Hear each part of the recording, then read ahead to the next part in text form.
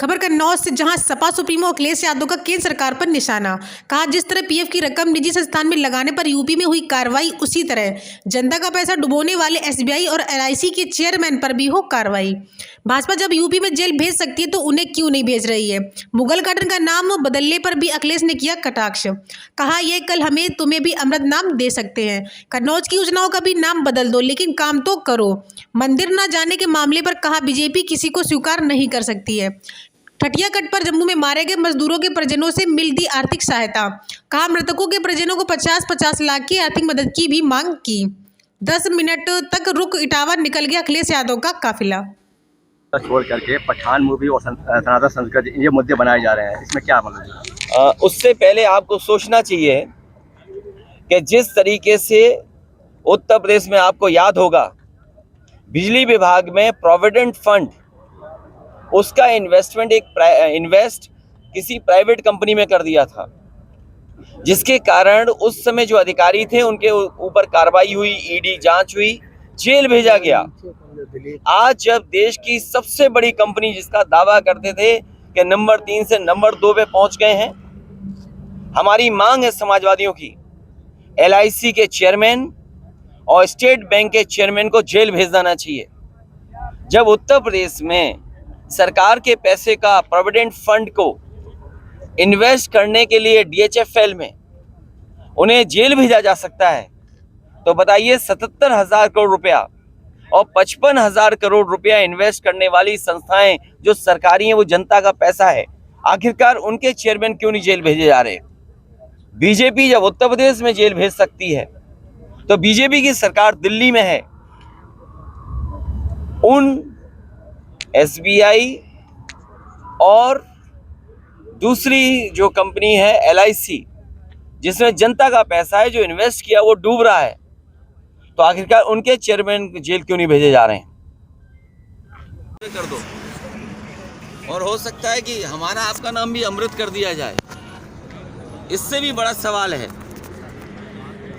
BJP के लोग किसी को स्वीकार नहीं कर सकते हैं।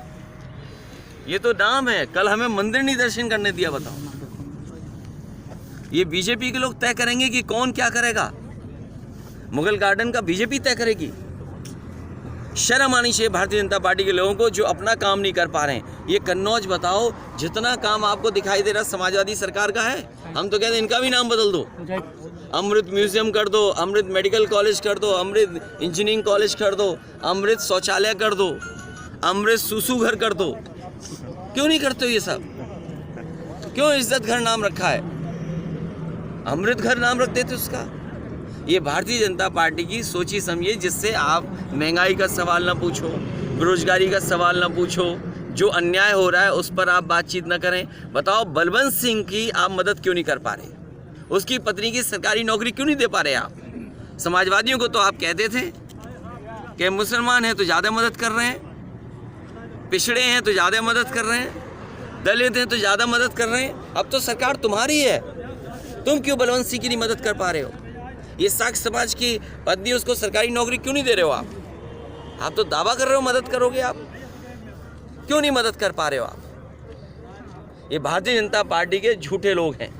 भैया, अखिलेश यादव मंदिर जाएं तो सवाल, ना जाएं तो सवाल, आखिर क्या रखें? ये भारतीय जनता पार्टी को ऐसी बीमारी है जो वोट से ठीक होगी। भाजपा सांसद कन्नौज, जो भाजपा सांसद हैं, उनके बारे में बात मत करो। आने का मुझे समाजवादी पार्टी के हमारे सभी संगठन के लोगों ने समय समय पे ये जानकारी, कौन है यहाँ पर इस तरह मजदूर परिवार के साथ अन्याय हुआ है। जो मजदूर कश्मीर में काम करते थे, उनकी जान गई, उन परिवारों की मदद और होनी चाहिए। ये परिवार सरकार के प्रतिनिधि उनके पास भी गए, जहां वो अपनी बात पहुंचाना चाहते थे, पहुंचाने की कोशिश की। आज हमारी समाजवादियों की मांग है कि इन मजदूर परिवारों की मदद हो, जो अपने काम रोजगार के लिए कन्नौज छोड़ करके कश्मीर जैसी जगह पर काम कर रहे थे। भारतीय जनता पार्टी समय समय पर बड़े बड़े दावा करती है और जब कभी विपक्ष के लोग मदद करते थे तो भेदभाव के भी आरोप लगाते हैं। समाजवादी पार्टी की मांग है कि इन मजदूर परिवारों की 50-50 लाख रुपए देकर के उत्तर प्रदेश की सरकार को मदद करनी चाहिए।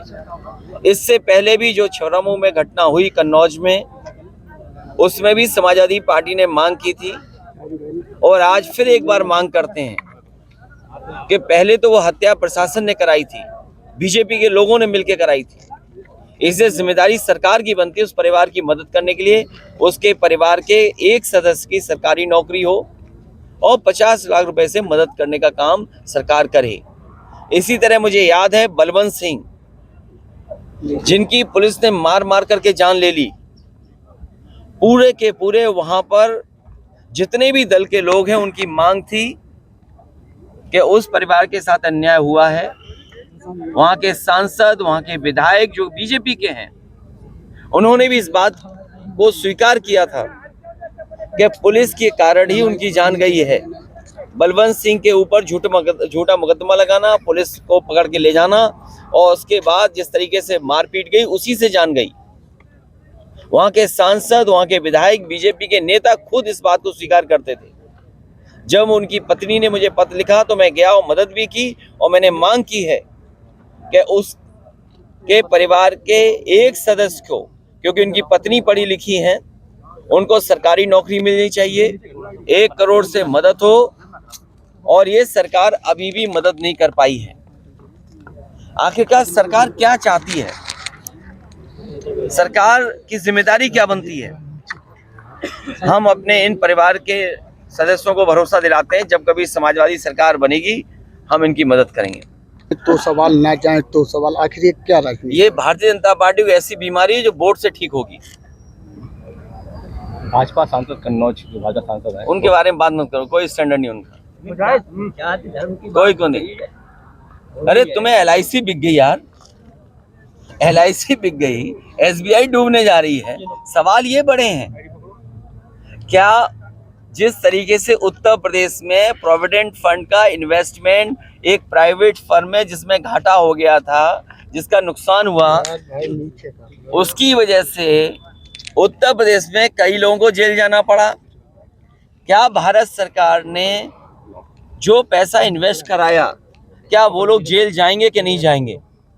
मैं तो देखूंगा कि आप कितना न्यूज़ चलाते हो। कहीं ऐसा तो नहीं कल भी न्यूज़ दबाई जा रही थी, आज ही ना न्यूज़ दबाई जाए।